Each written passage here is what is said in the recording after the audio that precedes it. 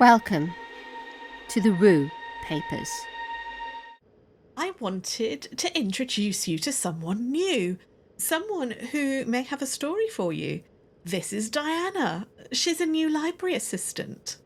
Hi, I'm only part-time. We never met. Is she? I don't know her. Well, you never come out of the basement now, do you? Diana is new. She started soon after the incident, when the other assistant left. Left. Is that how we're saying it? Did she warn you, Diana, about the possibility of a strange and mysterious death? Funnily enough, that didn't come up in the recruitment process, although I'm not entirely certain that would have put Diana off. But now she has something to tell you, don't you, Diana? That I'm sorry. I shouldn't have done it. That's taken for granted, dear. Just tell the story. I came down to the basement when you weren't here. It was just to look, but I wasn't supposed to. I just wanted to see. She stole the keys from my desk. I just thought, it's a library. How bad can it be? And Robin said it would be fine. Robin.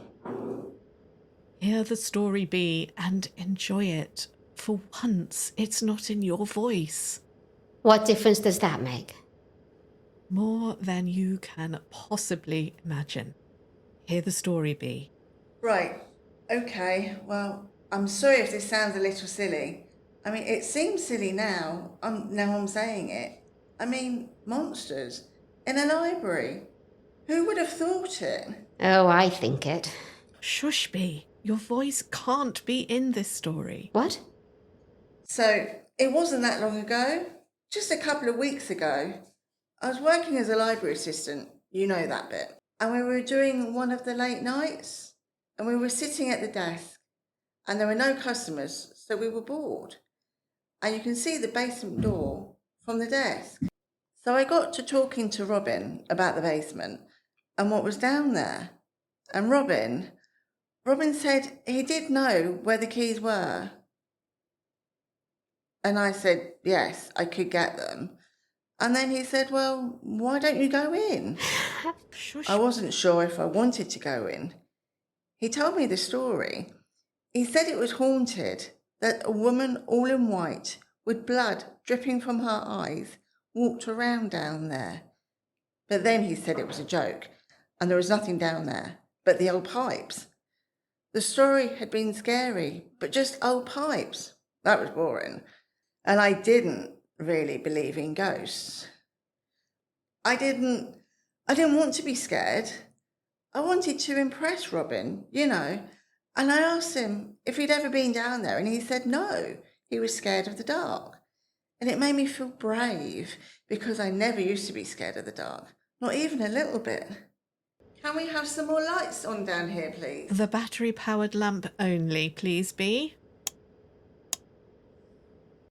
Thank you. So I got the keys. They were just lying on the desk in Rose's office, and me and Robin, we opened the door, and it was dark in the basement, but not pitch black. And we stood in the doorway, and I looked in, and Robin said, you go in and get the light switch, and then I'll come down.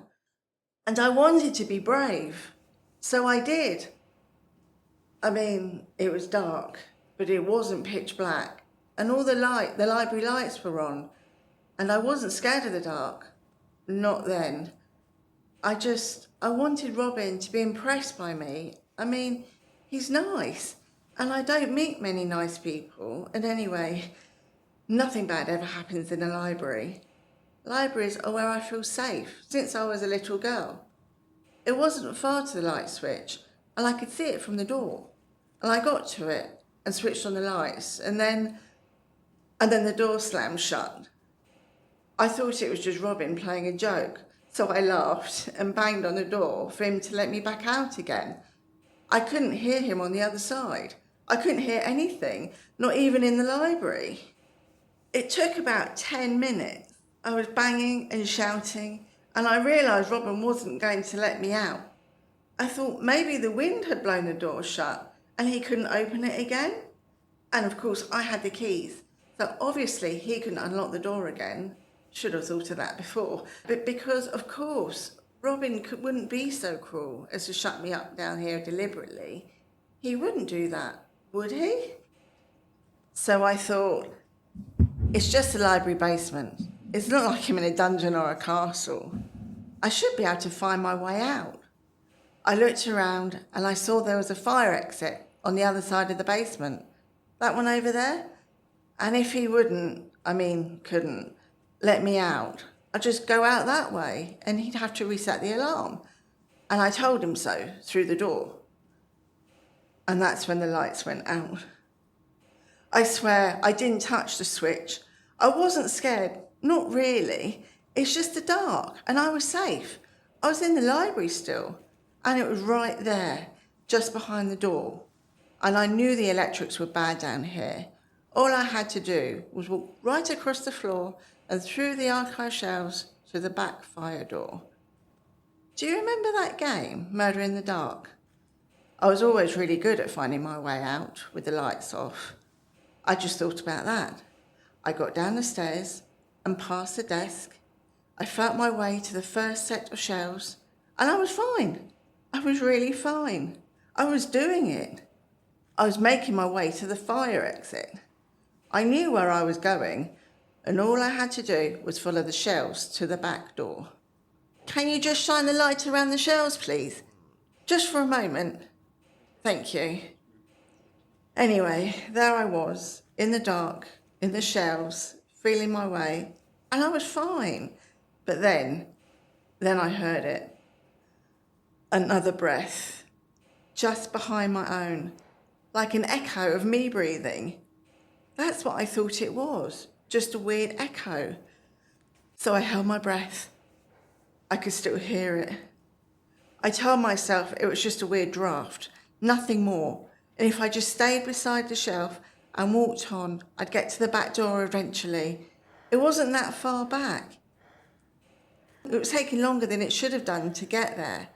But there was just a trickle of darkness. It was still so dark. I'd expected to be able to see a little by now. You know, night vision. But it wasn't coming. It's totally black in here. It felt like I had a blanket over my head.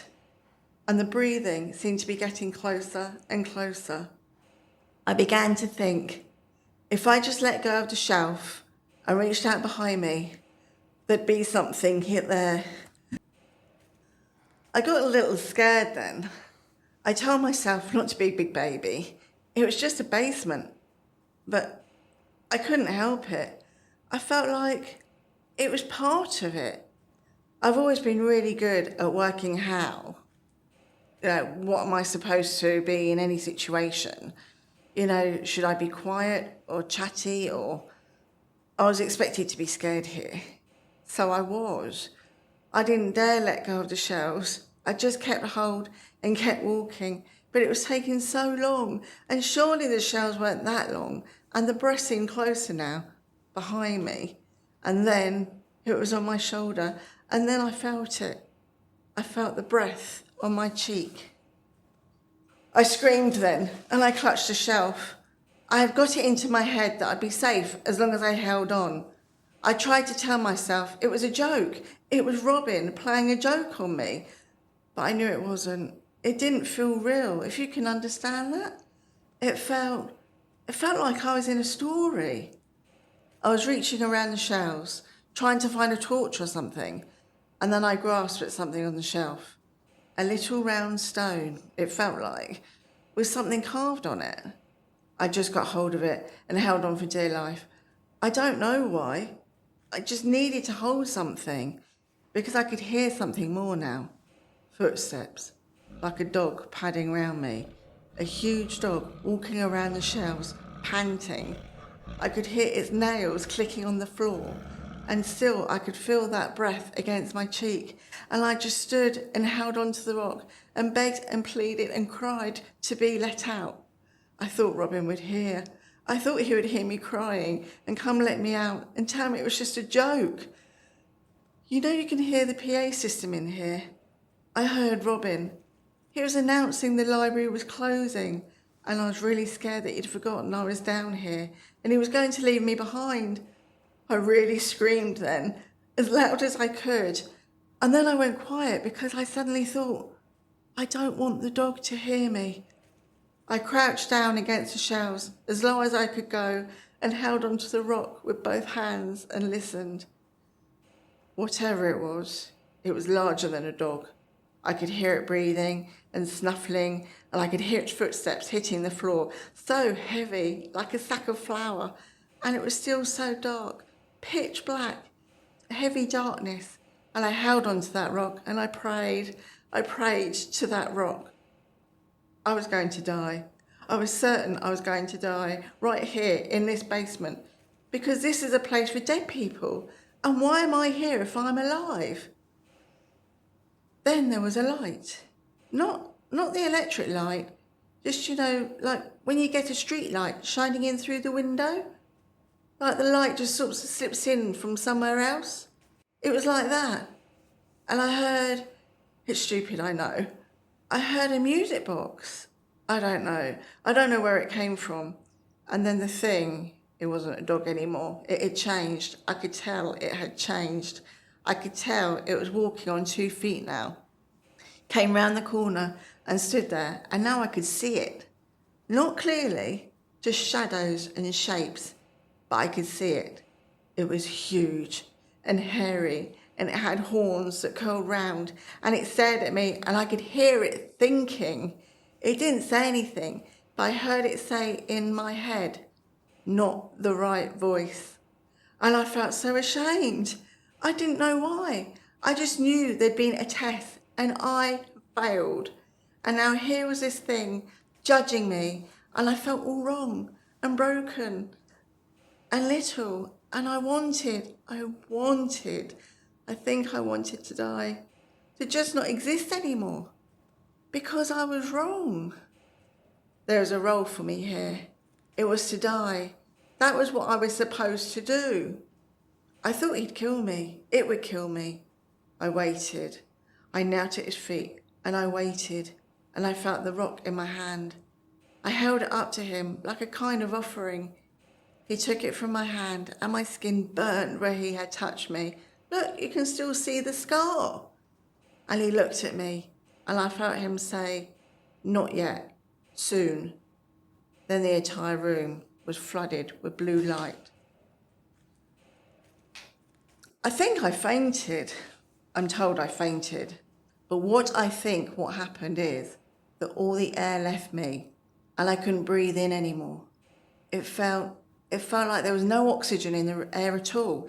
It was just empty. I was dying. I knew it. And I was happy about it.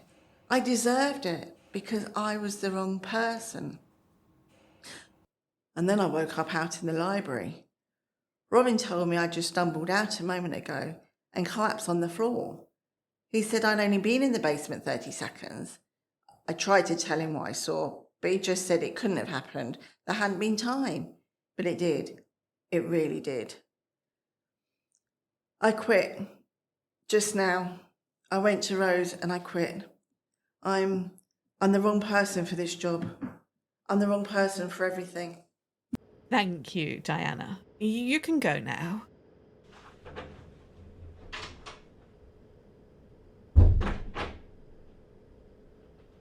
Well, have you ever seen anything like that down here? No. Nothing. Not like that, at least not that I remember. So many things have happened. I get mixed up what I've read and what has actually happened to me. I'm not entirely sure I believe her story. And why would Robin do something like that? Well, the Robin question will have to wait for another time. But as for the thing Diana saw, I did find some notes up in the attic that may help. If you can read them, that is. They're written in pencil, and whoever wrote them has atrocious handwriting. But they were stuffed in an envelope with "The Thing in the Basement" written on it. Sounds like a horror story. Appropriately.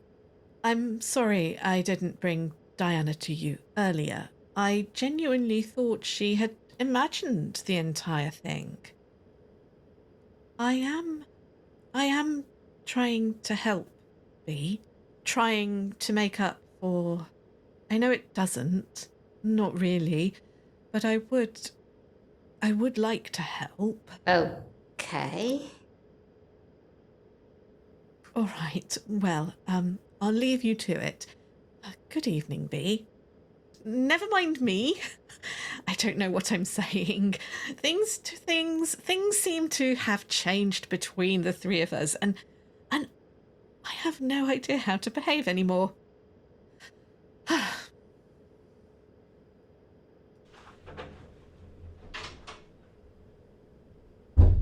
Oh, I see. Not my voice. It has to be my voice. Maybe you should get some new friends, B. You're not even scared about it anymore, are you?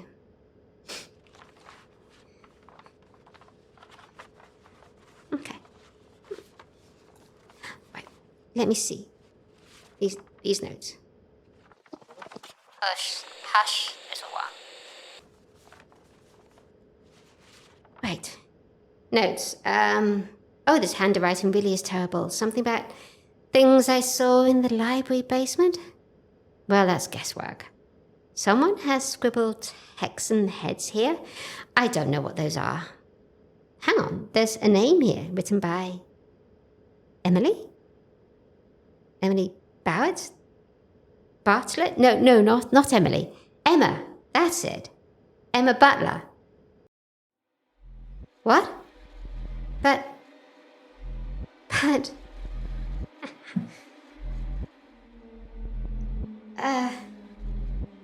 yes, thank you for listening to the Root Papers. Written, created, and performed, and apparently also featuring Emma Butler. The voice of Diana was Tracey Mulford. The voice of Rose is Natalie Doig. The voice of B and Mary, and Emma is me. Remember, listener, some stories should not be told, but what the hell do you do when you turn up as a character in your own story?